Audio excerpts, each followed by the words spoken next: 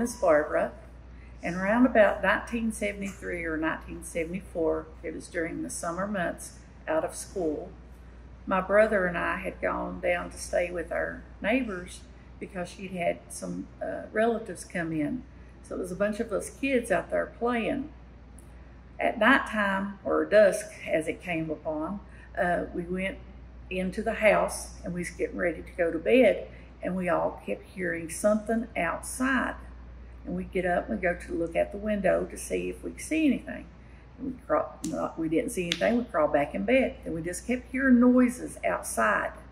And then I got back up, went over to the window, and all of a sudden, a face just came right into the window, and I sat there and just looked at this face, and I screamed, and it just took off. It just ran, and the only thing that I can say was what I saw was like a hairy man that had features like a human. It's like I could see its eyebrows. I could see it had a wide brow. The hair hanging down over its face and arms, but the hair was not around underneath his eyes or his nose.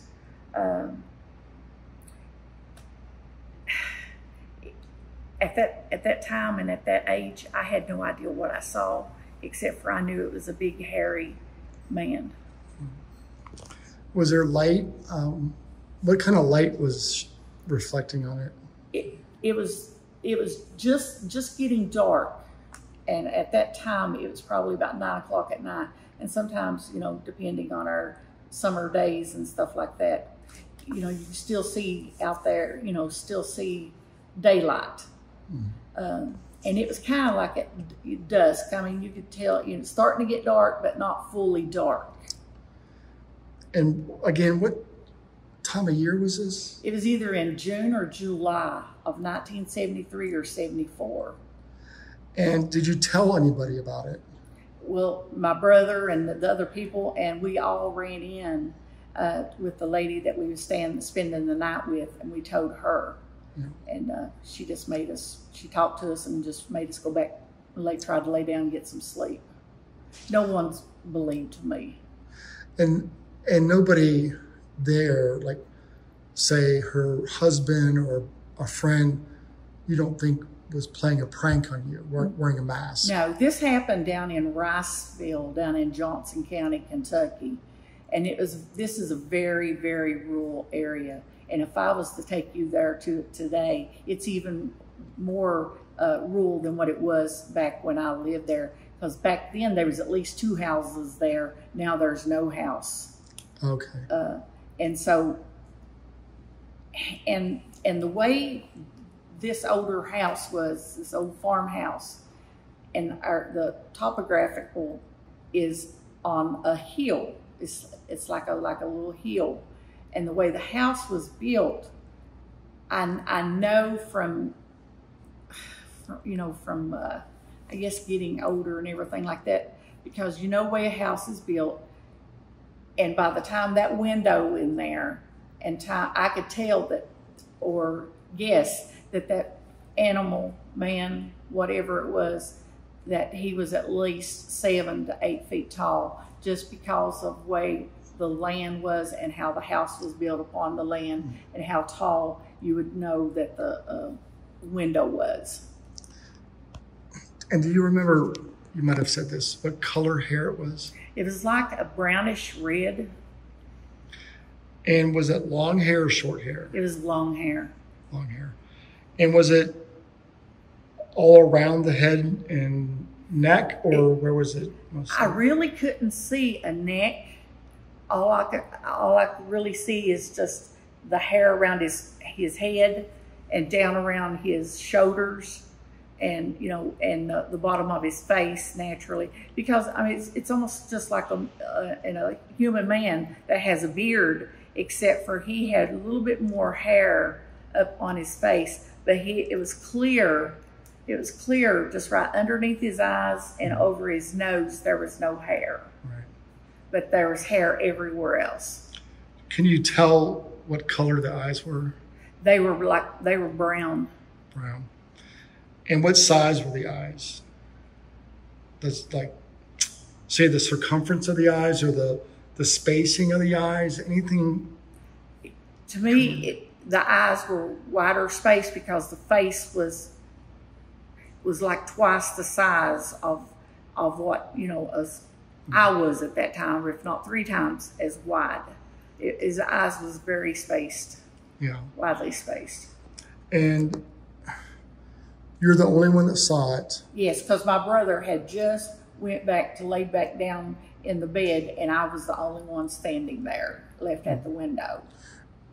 And when you first saw it, how, again, did you react when you first saw it? I was just like, I mean, just shocked, absolutely shocked. Because like I said, where we were at, it's not populated. There's nobody around. And, you know, my mom and dad was home with my 2 younger brothers, but they were like a quarter of a mile away. Yeah. And did you hear anything? We just kept hearing things outside. Like I said, we'd come down there to spend the night with her cousins that had come in from Ohio. We'd been outside playing. She calls us in for the nighttime to get ready to go to bed. And like I said, we kept hearing something outside. And, you know, she even went to the front door, to the back door, and we all tried to look out and see if we could hear something.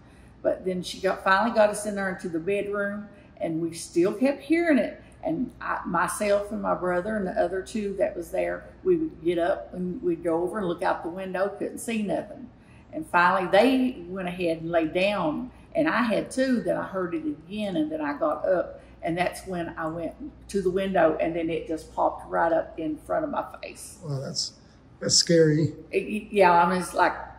So you were pretty close to the window then? Yeah, yes. I was right at the window, and I was within less than a foot. Oh my gosh. I would have had a heart. Because it just, I mean, you're standing here looking out the window, got your face in the window, and all of a sudden, its face was right there also. Oh my gosh. I would have died. That would have been scary. Well, that's exciting. And then you said you recently, or since then, found a track. Can you describe that track? Yes, up here on Cowpen, on the right fork of Cowpen, about 6 years ago, right below my house is where my son lives at. He was down there, and both my sons were down there, and their uncle and some of their cousins, and a bunch of their kids was outside playing in the yard. And right across from that house, up on the hill across the road, was our horse barn. And the kids had seen a tall, hairy man standing there at a tree right beside of the barn. And they went screaming into the house. My son comes running out, and he said he could hear something going up the hillside. He said he could hear limbs and stuff breaking. So him and my nephew went over to the barn area, and they found a footprint. And they took it, and I mean, it was unreal. My son at the time, his foot was about a size 12, 13. And so how big did you estimate this was? I'd say at least 18 to 20 inches. We can show that on your phone. And if you send me that picture, I'll put the picture in here as well so people can look at it. And what did your husband do? I think this was kind of funny. You told me this story. What did your skeptical husband do? My husband thinks I'm crazy and crap when I talk about that. But now my kids are a believer.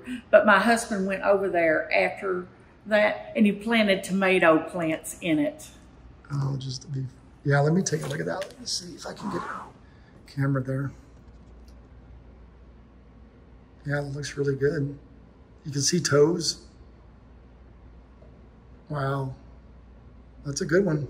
Yeah, you can see my nephew's foot, and then my son's. My son's was either 12 inches or 13. My nephew's about the same. And you can see, even though they were just sitting there just taking a picture looking down, right, you can see how much, even if you between the size, the difference. Yeah, you can definitely see it. Well, thank you for sharing that. And thank you for sharing your story. I appreciate it. You're welcome.